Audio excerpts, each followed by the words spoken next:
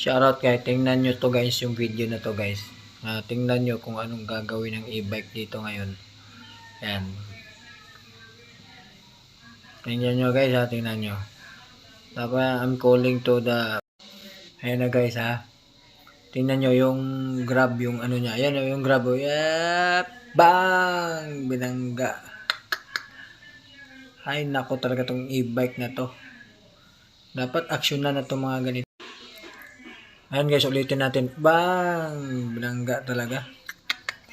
Shout out pala sa mga local government natin, no. Sana aksyonan nyo tong yung e-bike na to na hindi pa kalat-kalat sa kalsada. Kasi wala naman yung lisensya, wala pang rehistro. Paano na yun pagka nakadisgrasya yan, tulad niya, no? Buti, ganyan lang, galos-galos lang. Diba? Kumakalat na eh. Ba't kasi ino-honor nyo yung sa mga national highway, mga mabuhay lane? Dapat pang looban lang yan sila eh. Para safety tayo, di ba?